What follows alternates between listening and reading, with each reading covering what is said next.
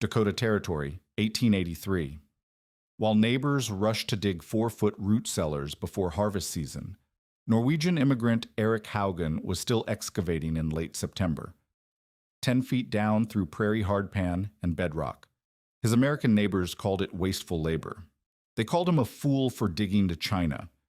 Standard homesteading guides recommended cellars 5 to 6 feet deep, proven methods that had worked for a decade across the territory. Haugen ignored them all. He lined his walls with fieldstone, installed cedar shelving with precise 8-inch gaps, and created a dual ventilation system that neighbors couldn't understand. 2 weeks of backbreaking work versus 2 days for a standard cellar. The territorial agricultural agent officially recommended against such excessive excavation as unnecessary for Dakota conditions. Then winter 1884 arrived with unprecedented fury. Temperatures plunged to 43 below for 17 consecutive days. The killing cold penetrated 6 feet into the earth. Standard root cellars froze solid. John Morrison's 400 pounds of potatoes turned to black mush. Heinrich Schultz lost his entire winter food supply when his cellar dropped to 12 degrees. But Haugen's fool's excavation? It maintained a steady 38 degrees throughout the crisis. While 16 families faced starvation, he pulled firm white potatoes from storage, vegetables that had been underground for 8 months and remained as fresh as harvest day. What did this Norwegian immigrant understand about thermal mass and ground temperature that every American homesteader missed? If you value stories of practical wisdom that stood the test of time, make sure to subscribe. We've got more documented accounts worth remembering. Spring of 1885 arrived in Burleigh County like a cruel joke. While Erik Haugen descended into his 10-foot cellar and emerged with firm white potatoes that had spent 8 months underground, his neighbor John Morrison stood knee-deep in the putrid remains of his winter storage, scraping blackened turnip mush from wooden shelves with a grain shovel. The contrast couldn't have been starker. Haugen's vegetables retained the crisp texture and bright color of harvest day, while Morrison's root cellar had become a tomb of rotted dreams and frozen failure. The mockery had begun 2 years earlier, during the summer of 1883, when Haugen first broke ground on what neighbors would call his Norwegian nonsense. While every other homesteader in the county followed territorial guidelines for root cellar construction, dig 4 to 6 feet deep, line with rough planks, install basic shelving, and call it adequate, Haugen kept digging. And digging.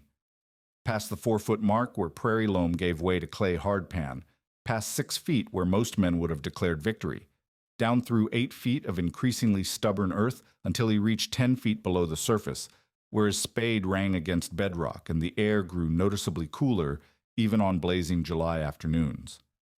John Morrison, who had successfully operated a 5-foot cellar for 10 seasons, made no effort to hide his amusement. "Erik's digging himself a grave," he told anyone within earshot at the monthly Grange meeting. "Man's so homesick for the old country, he's trying to dig his way back to Norway." The laughter that followed carried the easy confidence of men who knew their methods worked. Morrison's cellar had preserved potatoes, turnips, and apples through a decade of Dakota winters, with acceptable losses, perhaps 15 to 20% spoilage by spring, which everyone considered the natural cost of winter storage. Heinrich Schultz, the Bavarian immigrant who had abandoned his homeland's deeper storage traditions in favor of American methods, shook his head at Haugen's excavation. "In the old country, maybe you dig deep," he said, his English still thick with German inflection. "But here in Dakota, 5 feet works fine. Why break your back for nothing?" Schultz had learned to trust local expertise over his own cultural knowledge, believing that successful adaptation meant adopting proven American techniques without question.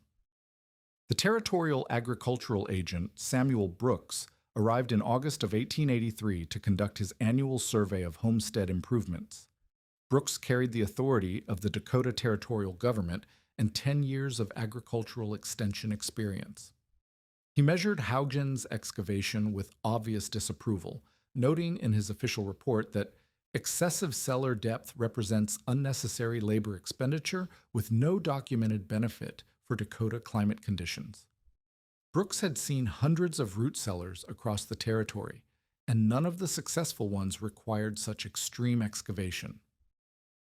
His recommendation remained unchanged. 4 to 6 feet provided adequate storage for the northern plains climate, but Hogan continued his methodical construction, driven by knowledge passed down through generations of Norwegian farmers who had survived Arctic winters that lasted 7 months. His father had operated root cellars in the Hardanger region, where surface temperatures reached 40 degrees below zero and stayed there from November through March. In that landscape of granite peaks and frozen fjords, shallow storage meant death, and families had learned through centuries of harsh experience that the Earth's thermal mass provided the only reliable protection against killing cold. The technical details of Haugen's construction revealed the sophistication behind what neighbors dismissed as immigrant stubbornness. His cellar measured 8 feet by 12 feet at the full 10-foot depth, compared to the typical 6 by 8 configuration at 5 feet that his neighbors preferred. The extra volume wasn't wasted space, it provided thermal mass and air circulation essential for long-term preservation. He lined the walls with fieldstone set in clay mortar, creating an insulated barrier that would maintain stable temperatures regardless of surface conditions. His cedar shelving, installed at precise 8-inch intervals, allowed optimal air circulation around stored vegetables, preventing the moisture buildup that caused rot in tightly packed storage areas. Most innovative was Haugen's dual ventilation system, which mystified neighbors who typically installed a single pipe or left their cellar doors slightly ajar for airflow. Haugen cut a 4-inch intake pipe near the floor level and positioned a 6-inch exhaust pipe at ceiling height, creating a convection system that maintained fresh air circulation without allowing thermal exchange with outside temperatures.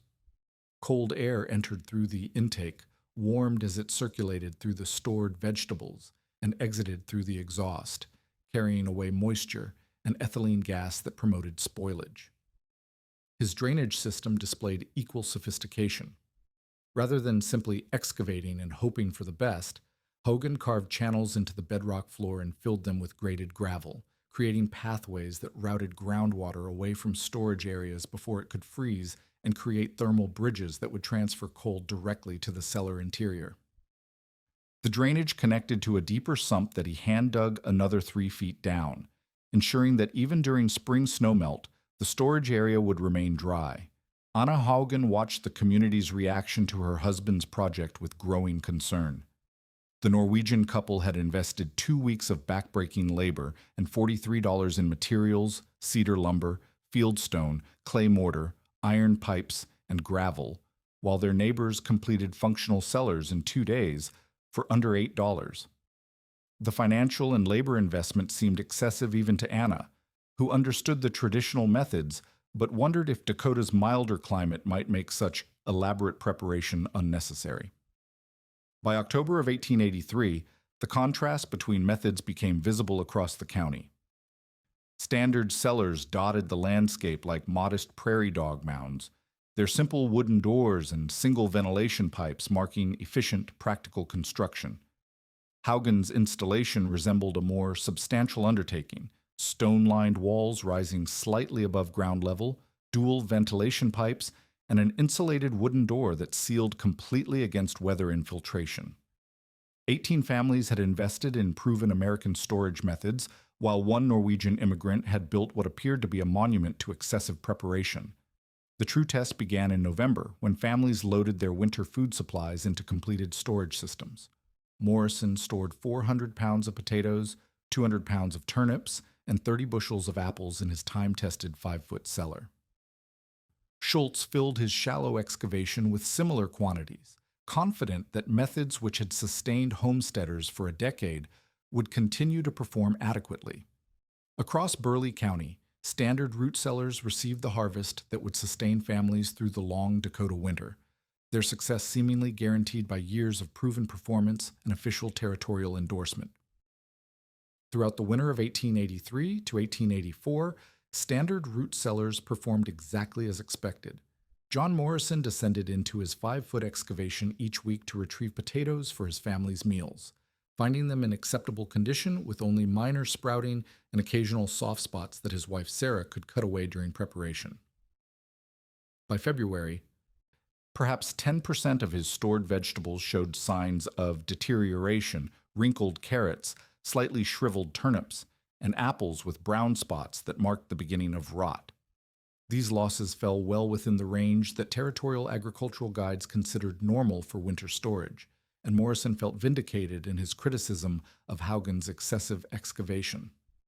Heinrich Schultz experienced similar results in his shallow cellar, losing approximately 15% of his stored vegetables to spoilage by March. His potatoes developed the characteristic sweet taste that came from cold exposure, starches converting to sugars when temperatures dropped below optimal storage conditions, but remained edible and nutritious.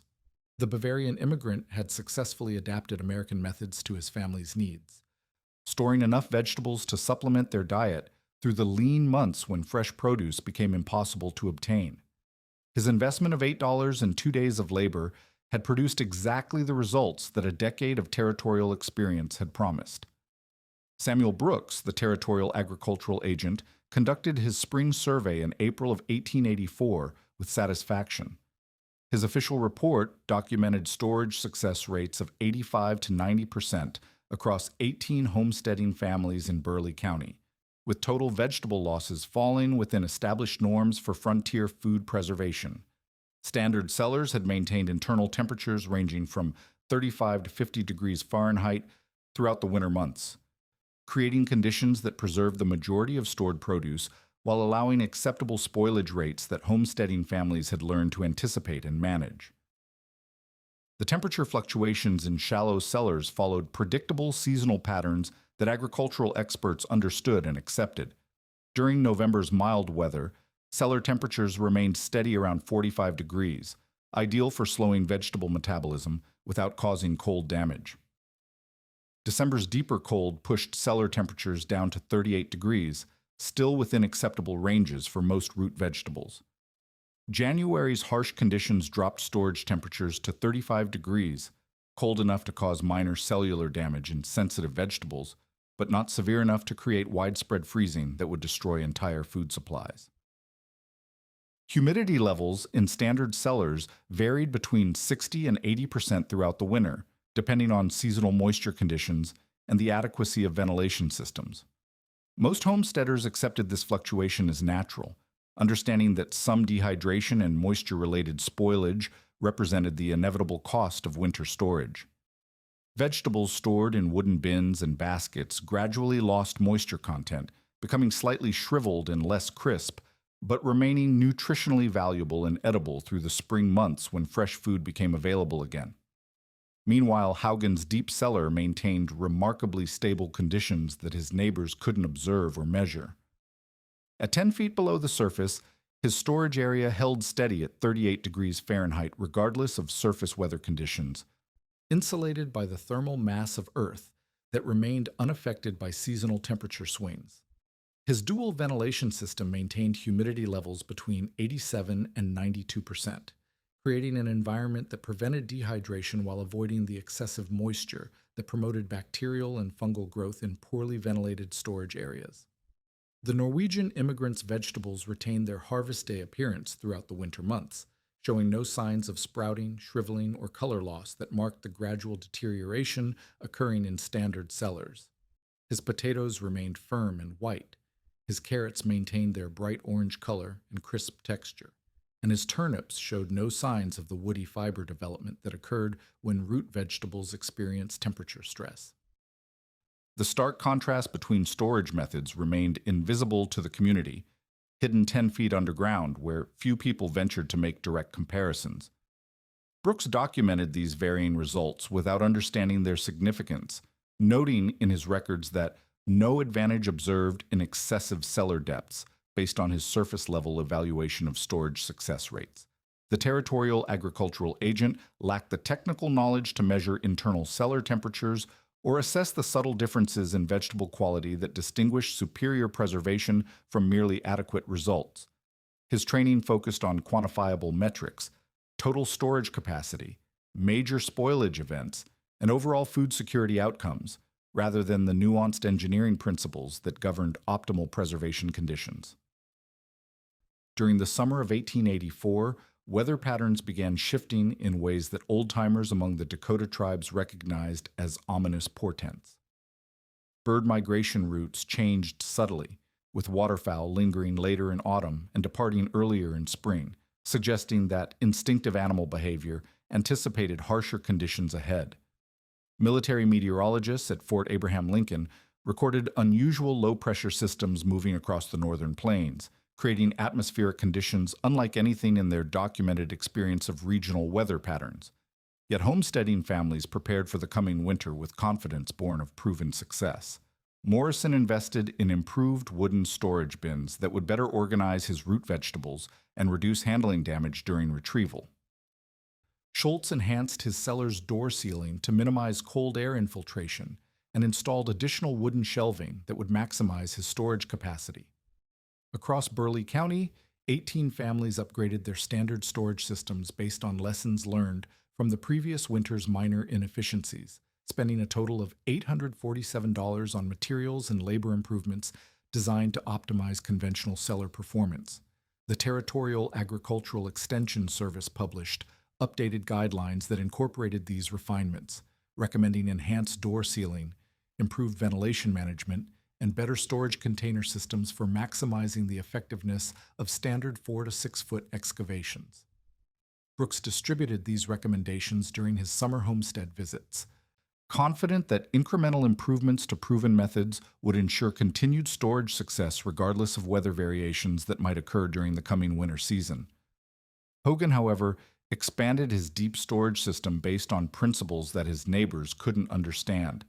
He excavated a second chamber adjacent to his original cellar, increasing his total storage capacity to 1,200 pounds of vegetables while maintaining the same 10-foot depth that had proven successful. His expansion included an innovative feature that demonstrated sophisticated understanding of preservation science, separate storage zones that maintained different humidity levels, optimized for different types of vegetables. Root vegetables like potatoes, turnips, and carrots required 85 to 90% humidity for optimal preservation, while apples needed 90 to 95% humidity in a separate chamber with additional ventilation to prevent ethylene gas buildup that caused premature ripening and accelerated spoilage. By autumn of 1884, the contrast between approaches had become even more pronounced. Standard storage methods represented the accumulated wisdom of American frontier experience, refined through a decade of practical application and endorsed by territorial agricultural authorities. Hogan's deep excavation system embodied traditional Norwegian techniques developed through centuries of Arctic survival, applied with engineering precision that most homesteaders considered unnecessarily complex for Dakota conditions. December of 1884 descended upon Dakota Territory with a malevolence that defied all previous experience. The first blizzard arrived on December 8th, dumping 3 feet of snow in 18 hours while temperatures plummeted to 26 degrees below zero. But this initial assault proved to be merely the opening movement of a winter symphony that would crescendo into pure devastation. By December 15th, the thermometer at Fort Abraham Lincoln recorded 38 below, and the mercury continued falling with relentless determination that suggested nature had declared war on human survival. The killing cold settled over Burleigh County like a living thing, penetrating the earth with fingers of ice that reached deeper than anyone had imagined possible. Surface soil froze solid to a depth of 18 inches within the first week. By Christmas Day, the frost line had descended to 3 feet, still burrowing downward with each night of sub-zero temperatures that showed no sign of moderating. Old-timers who had weathered 20 Dakota winters shook their heads in bewilderment, admitting they had never witnessed cold this sustained or this vicious in its determination to freeze everything in its path. John Morrison first noticed problems in his root cellar during the second week of January when he descended the wooden steps and found frost forming on the interior walls despite being 5 feet underground. His breath hung visible in the storage area, a phenomenon he had never observed in 10 years of winter retrievals. The wooden shelves felt cold to the touch, and his stored potatoes showed the telltale signs of cold damage, dark spots, and slightly soft areas that indicated cellular damage from freezing temperatures. Morrison convinced himself that the problems were temporary, that his proven storage methods would weather the unusual cold just as they had survived every previous winter challenge. Heinrich Schultz discovered ice crystals forming on his turnips during the third week of January, when overnight temperatures dropped to 41 degrees below zero and remained there for 6 consecutive days. His shallow cellar, which had maintained acceptable temperatures throughout the previous winter's normal cold, now registered 18 degrees Fahrenheit on the thermometer he had installed to monitor storage conditions. The Bavarian immigrant watched helplessly as vegetables that had sustained his family for 4 months began transforming into inedible frozen masses that no amount of careful preparation could salvage. The technical breakdown of standard storage systems followed predictable physics that none of the homesteaders understood. 5-foot excavations placed stored vegetables within the ground's freeze zone when surface temperatures remained below 20 degrees for extended periods. The Earth's thermal mass, which provided protection during normal winters, became insufficient when the atmosphere maintained temperatures 40 degrees below zero for weeks at a time. Frost penetration exceeded 5 feet on January 28th, reaching depths that standard cellars had never been designed to withstand. Inadequate ventilation systems in shallow cellars created additional problems that accelerated the destruction of stored food supplies. Single-pipe ventilation allowed cold air to flow directly onto stored vegetables while failing to remove the moisture that accumulated from breathing vegetables and temperature fluctuations. This moisture froze into ice crystals that formed thermal bridges, conducting cold more efficiently into storage areas and creating localized freezing that destroyed vegetables, even when overall cellar temperatures remained slightly above the freezing point. Poor drainage in standard cellars allowed groundwater to accumulate around storage areas, where it froze solid and created additional thermal mass that transferred cold directly to vegetable storage containers. Wooden bins and baskets that had provided adequate insulation during normal winters became ineffective when surrounded by ice that conducted freezing temperatures more efficiently than the surrounding earth. The combination of cold penetration, moisture accumulation, and inadequate thermal protection created perfect conditions for catastrophic food preservation failure. By February 1st, Morrison's 400 pounds of potatoes had transformed into black putrid masses that filled his cellar with the stench of decomposition. The freeze-thaw cycles that occurred during brief warming periods caused cellular walls to rupture, releasing enzymes that accelerated decay once temperatures rose above freezing. His turnips became woody and inedible, while his carefully stored apples split open from ice crystal formation that destroyed their internal structure. A winter's worth of food preservation vanished into rotting waste that contaminated his remaining supplies. Schultz faced complete storage system collapse when his cellar temperature dropped to 12 degrees Fahrenheit for 3 consecutive days in mid-February. His entire food supply, potatoes, turnips, carrots, and apples, representing 6 months of family nutrition, froze solid and became inedible. The German immigrant who had abandoned his homeland's deeper storage traditions in favor of American methods watched his family's winter food security disappear into frozen destruction that no amount of careful management could prevent or reverse. Across Burleigh County, the pattern repeated with devastating consistency. 16 homesteading families discovered that storage methods proven through a decade of adequate performance failed catastrophically when tested by conditions beyond their design parameters. Samuel Dutch lost his entire food supply when his cellar reached 15 degrees below zero. The Mortensen family watched their stored vegetables transform into frozen waste that threatened their ability to survive until spring planting season. Children in multiple households developed early signs of scurvy as their families' preserved vegetable supplies became unavailable for nutritional support. The social fabric of the homesteading community began fraying under the pressure of widespread food preservation failure. Families who had invested months of labor in harvest and storage activities faced the prospect of abandoning their homesteads because they lacked the nutritional resources to survive until spring. 3 families prepared to retreat to Bismarck, where they might find employment and food supplies sufficient to carry them through the remainder of the winter crisis that showed no signs of ending. Meanwhile, 10 feet beneath the surface of his homestead, Haugen's storage system maintained rock-steady conditions that seemed to exist in a different universe from the catastrophe unfolding in shallow cellars throughout the county.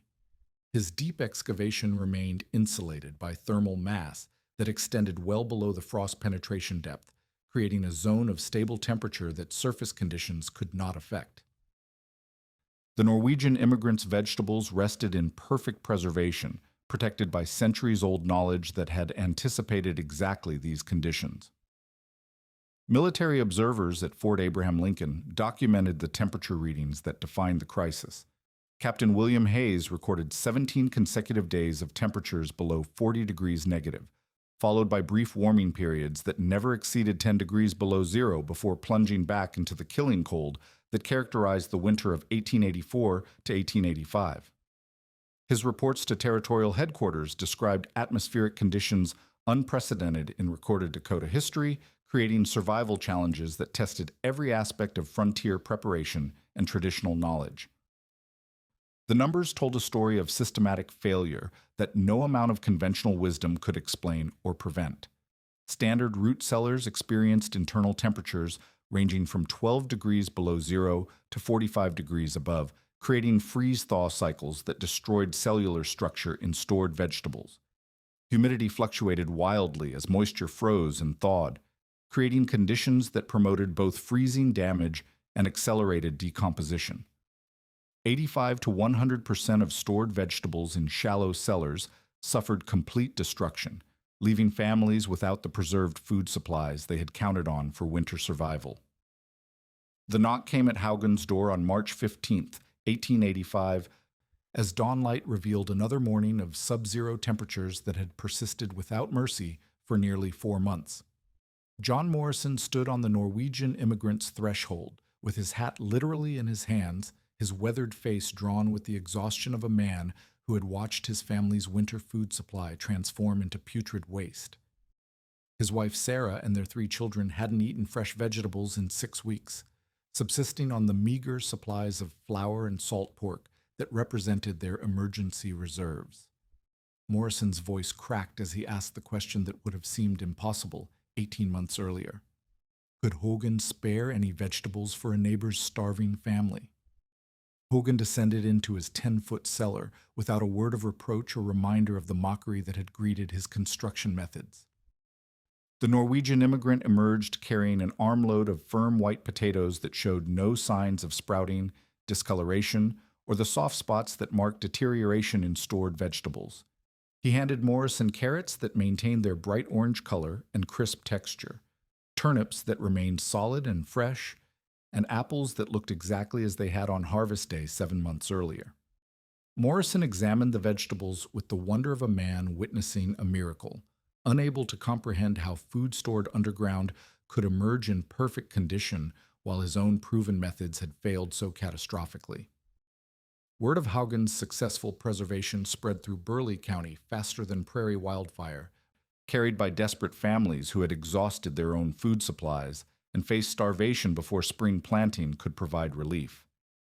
Heinrich Schultz arrived at the Norwegian homestead 2 days after Morrison, bringing his wife Greta and their 4 children to witness vegetables that contradicted everything they thought they understood about winter storage limitations.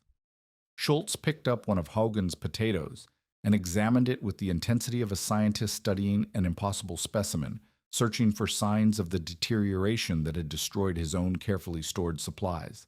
The technical evidence of Haugen's success defied conventional understanding of food preservation science as practiced on the Dakota frontier.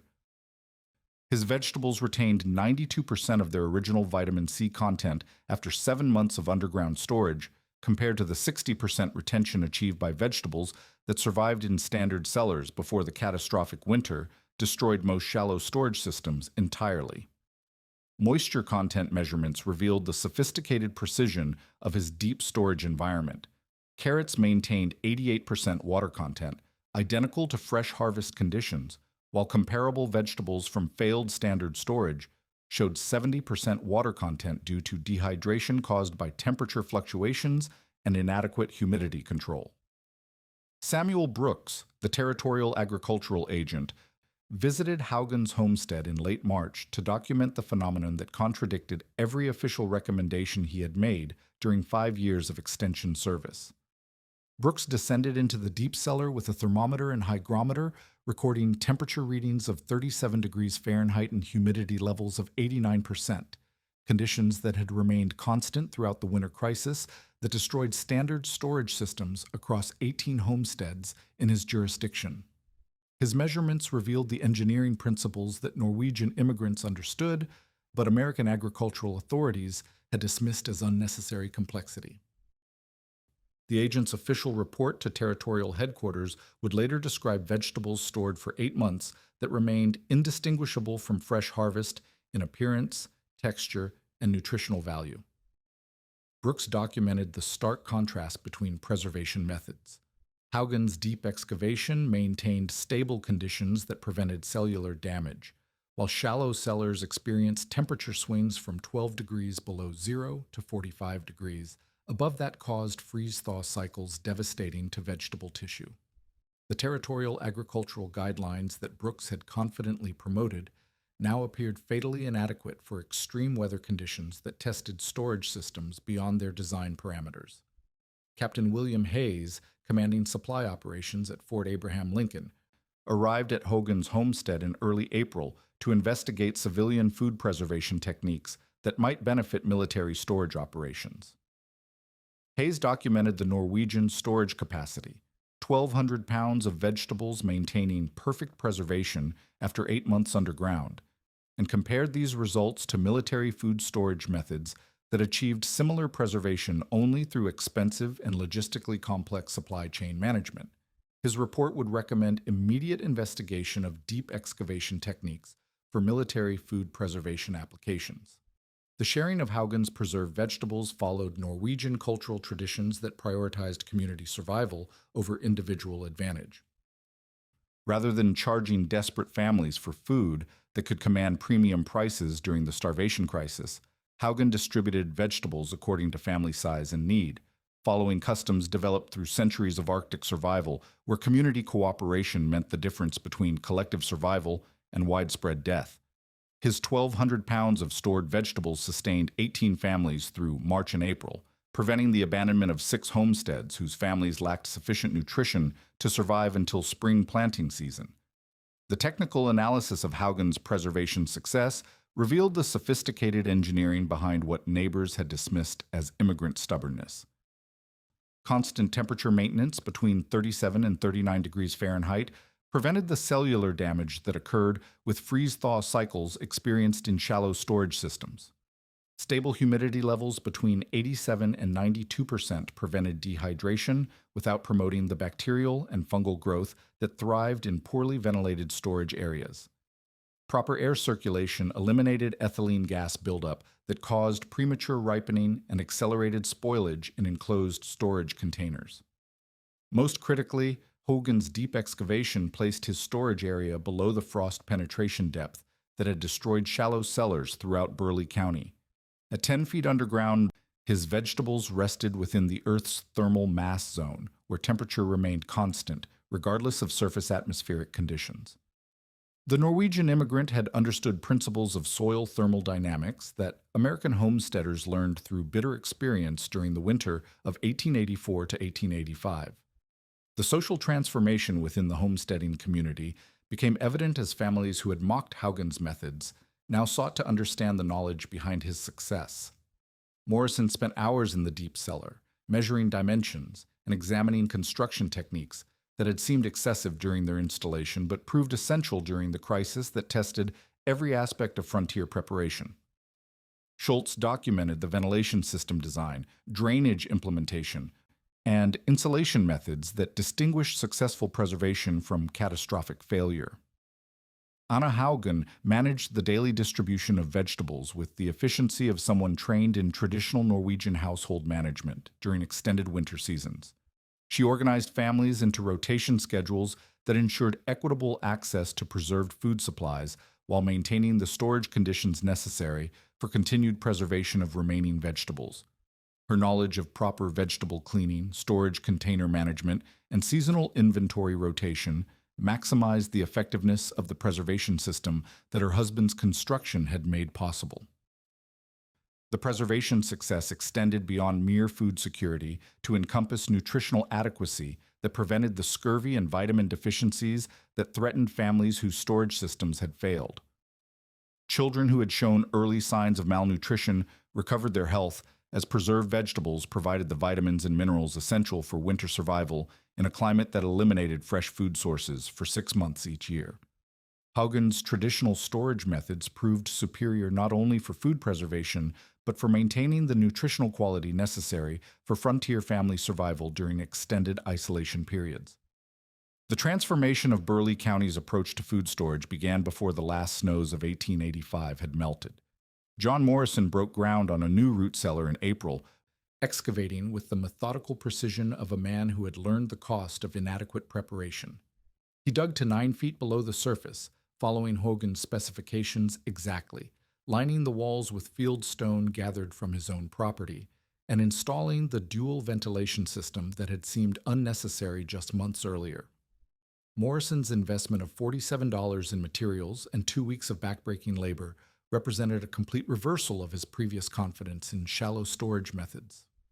Heinrich Schultz convinced 3 neighboring families to pool their labor for simultaneous excavation of 4 deep cellars, reducing individual effort while ensuring that each homestead would have access to proven preservation technology before the next winter's test. The Bavarian immigrant who had abandoned his homeland's storage traditions now embraced techniques that combine Norwegian engineering with collective German work organization. Each cellar followed Haugen's 10-foot depth specification, incorporated proper drainage systems, and featured the sophisticated ventilation design that maintained optimal storage conditions without thermal loss. Samuel Brooks, the territorial agricultural agent whose official recommendations had failed so catastrophically, reversed his position with the bureaucratic efficiency of a man protecting his professional reputation. His revised guidelines distributed throughout Dakota Territory during the summer of 1885 now advised deep excavation for reliable winter storage, citing documented evidence of superior preservation achieved through thermal mass utilization and controlled environmental conditions. Brooks's new recommendations specified 9 to 12-foot depths, proper drainage installation, and dual ventilation systems as essential components of reliable food storage in northern plains climate conditions. The technical refinements that emerged from the first generation of deep cellars incorporated improvements based on Haugen's original design while adapting to local soil conditions and available materials. Standard depth recommendations increased to 10 to 12 feet throughout Dakota Territory, ensuring storage areas remained below frost penetration depths during extreme winter conditions. Drainage systems expanded to include perimeter French drains that routed groundwater away from storage areas before it could freeze and create thermal bridges that transferred cold to preservation chambers. Ventilation systems evolved to include adjustable dampers that allowed seasonal airflow control, enabling homesteaders to optimize air circulation for different storage requirements throughout the preservation period. Norwegian immigrants contributed additional knowledge about insulated entrance shafts that prevented cold air infiltration during cellar access, while Swedish settlers shared techniques for constructing specialized storage containers that maintained optimal humidity levels for different vegetable types within the same preservation chamber. The specialized zoning concept that Haugen had pioneered in his expanded storage system became standard practice as homesteaders learned to manage different preservation requirements within single cellars. Root vegetables like potatoes, turnips, and carrots required 85 to 90% humidity for optimal long-term storage, while apples needed 90 to 95% humidity in separate chambers with enhanced ventilation to prevent ethylene gas accumulation that caused premature ripening. Advanced cellar designs incorporated multiple storage zones with different environmental controls, maximizing preservation effectiveness for diverse agricultural products. By 1890, deep excavation root cellars throughout Dakota Territory achieved 95% food preservation rates through 8-month storage periods, compared to the 60 to 70% success rates that had been considered acceptable under previous shallow storage methods. families routinely stored 800 to 1,200 pounds of vegetables per household, with spoilage rates consistently below 5% when proper construction and management techniques were followed. The nutritional impact proved equally significant. Vitamin C retention averaged 90% after 6 months of storage, compared to 50% achieved through shallow cellars that survived previous winter conditions. The quantified success of deep storage methods attracted attention from military food preservation specialists who recognized applications beyond homestead food security. Captain William Hayes's reports to territorial headquarters documented preservation techniques that maintain nutritional quality for extended periods without the logistical complexity of military supply chains. His recommendations led to experimental deep storage installations at frontier military posts, where traditional Norwegian techniques proved superior to existing military food preservation methods for maintaining nutritional adequacy during extended isolation periods. Modern agricultural researchers would later recognize the principles demonstrated by 1880s Norwegian root cellars as superior to refrigeration for long-term vegetable storage applications. Contemporary food preservation experts acknowledged that properly constructed earth-sheltered storage achieved better humidity control, more stable temperatures, and superior nutritional retention than mechanical refrigeration systems that created temperature fluctuations and dehydration problems during extended storage periods. Universities studying sustainable food preservation documented frontier root cellar designs as examples of engineering sophistication that modern technology had yet to surpass. The cultural transmission of traditional knowledge became evident as immigrant communities contributed specialized techniques developed through centuries of harsh climate survival experience. Norwegian families shared understanding of thermal mass principles that enabled stable temperature control without external energy inputs. German immigrants contributed precision construction methods and collective labor organization that made complex excavation projects economically feasible for homesteading families. Swedish settlers provided expertise in specialized storage container design and humidity management that optimized preservation conditions for specific agricultural products. The regional influence of proven deep storage techniques extended throughout the northern plains as successful preservation methods spread through immigrant communities and territorial agricultural extension services. By 1895, root cellars constructed according to Norwegian thermal mass principles operated successfully from Montana Territory to Minnesota, providing reliable food preservation for homesteading families in climates that demanded sophisticated understanding of temperature control and moisture management during extended winter seasons. Eric Haugen's original 1883 root cellar continued operating with minimal maintenance for 47 years until his homestead was sold in 1930. Temperature measurements taken during the 1920s confirmed that his storage chamber maintained the same 37 to 39 degree range that had proven successful during the catastrophic winter of 1884 to 1885. His preservation techniques influenced root cellar construction throughout 3 generations of northern plains settlement, contributing to successful agricultural development in territories that might otherwise have been abandoned due to inadequate food preservation capabilities. The enduring lesson transcended specific construction techniques to encompass broader principles of traditional knowledge, validation, and cultural adaptation. Haugen's success resulted not from superior intelligence or innovative engineering, but from respecting time-tested methods developed through centuries of survival experience in comparable climate conditions. His Norwegian heritage provided access to techniques refined through generations of Arctic winters that lasted 7 months, knowledge that proved essential when Dakota Territory experienced weather conditions that exceeded the design parameters of conventional American storage methods. The integration of immigrant knowledge with frontier necessity created preservation technology that surpassed both traditional Norwegian methods and conventional American techniques. Deep storage systems that evolved in Dakota Territory incorporated the thermal mass principles of Arctic survival with the efficient construction methods of American frontier engineering, producing food preservation capabilities that enabled successful homesteading in climate conditions that had previously limited agricultural settlement to areas with more moderate winter temperatures.